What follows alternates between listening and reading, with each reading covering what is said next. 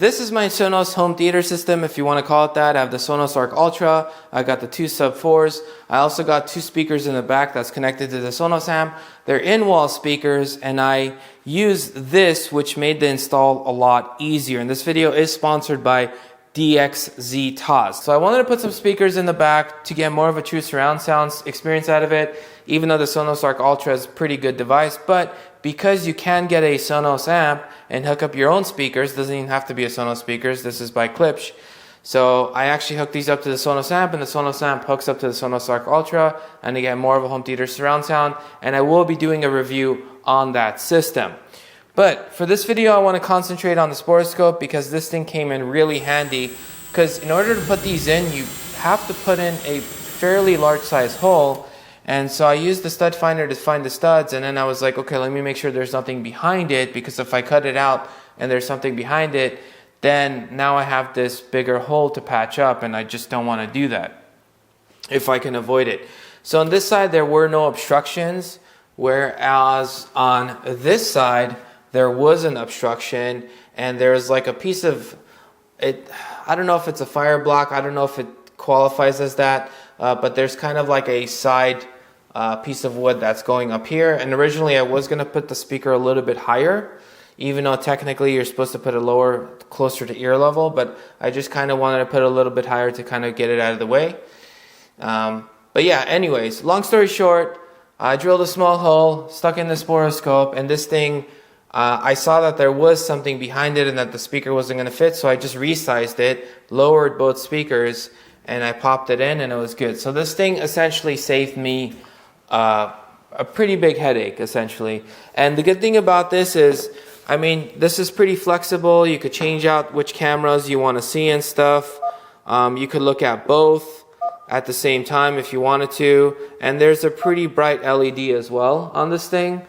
And you can also record it, and it saves to a little micro SD card right here. And it has like a few other like mini options in there. But mainly I like this just because you can, and the controlling this thing was also pretty like useful. When I would stick it in, then I would turn this thing. And yeah, overall, I mean, this thing definitely made the install a lot easier. I can see myself using this in other places where if I need to put something else inside the wall, or if I'm looking through stuff, but I could see how mechanics would use this to put it inside an engine to see if there's any damage or anything like that. So basically it's good for small spaces, essentially, and it came in pretty handy. I guess you could do it for plumbing as well. It's not designed for human use, so it does say, warning, this product is an industrial endoscope camera and is not intended for medical or human examination. So just as a heads up, that's on the box right there. So it's already a plus that it comes inside a case. So inside the case we have a few things. We have instructions, basically kind of a quick start guide right here. And then we have some cleaning products inside. We also have a USB-A to USB-C cable. And you can also change the tips off the corner, and you could basically, if you wanted to, you could put, this one's magnetic, it's like a tiny little magnet, so if I was connecting that, that's magnetic. It's not super strong or anything, but it is a magnet. And then there's one with the hook, and I'll show you guys. So for these two, the tip of this right here, it's a little hard to see in the camera, but it's easier to see in person. You basically spin it, and it's threaded. You just put it down, and then you could either screw in the hook right here. So if you're trying to pull a cable or something like that, you could basically just spin that in and then use the hook to pull something. Or you could spin on the magnetic one, and basically it's not a super strong magnet or anything like that, but it's strong enough for like super basic stuff. So if some like little piece of metal fell or something like that, it'll probably get that.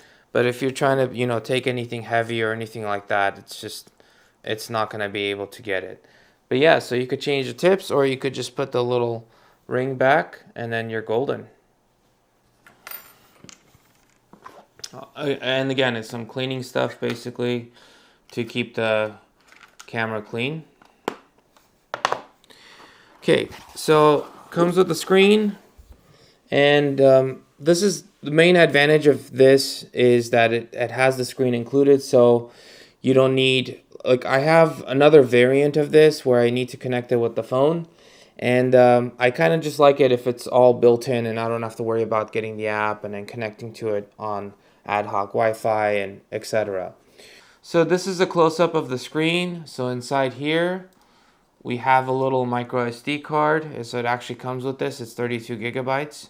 And with that you can actually record videos or take pictures so you could check it out later. And then this is where the little USB-C is.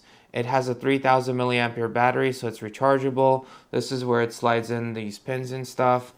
And then you got the little screen, and this is for, I guess, for outside to help with the blocking some sunlight so you can see the screen more clearly. So these are the, the basic buttons. You can change the views because it's a dual lens. You can look from the side or from the front. This is for if you've recorded something, you could check that out. Up, down, okay, restart, and then the on and off basically. And the case is really nice because it's, you could store it up pretty quickly. So I took it out and I put it back in, and it was pretty easy. And this is really cool because you can adjust this. This is the articulating basically borescope. That's the cool thing. And on this, there's a little light on the front. That's my camera. There's a little light around the camera, and then you can also look at it through this camera as well. So it's a dual lens, which is really cool. And on this controller, we could set this up so it just holds it, or you could just hold it in your hand essentially. And then you got the little lock and unlock basically.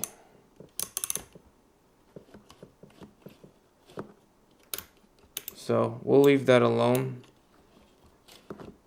Okay. All right, and then we have some buttons here. This is the release for it. So when you're sliding out the screen, you hold this. While you're holding it, you slide it out. And then, this is the light on and off. And then you could change the settings, magnifier, and then record. Okay, so we turn it on. And then I could play with this. You guys could see that it's moving around. And then I can also change the camera where I see the other side, which is basically this side right here. And then if I hit it again, I'll show both cameras at once. So you could see this or that. And then it could go back to the front camera, which is basically right here. And the screen resolution is not like super crazy high resolution, but it's more than good enough to see what I'm doing basically. So you guys could see that right there as well. It's more clear when I'm looking at it, not with the camera as much, but it's a little more clear that I'm looking at it directly. And then you could basically control the LEDs, turn them on and off, or brighter. And then you could magnify, so we could go to 2x, 4x, 8x, 6, 8, and then 10, and then it resets. And then if you hold this button, it basically records. And then if you tap it again, it turns off. And then if you just tap it once, that just takes the picture. And if you guys are wondering, you hit this button, it takes you to this menu. It's not touchscreen, so you need to navigate with these buttons. And so I'll go to the video, I'll press OK. And it basically, that's the back button. And then, it also records audio, in case you guys are wondering. And there it is. That's pretty much the gist of it.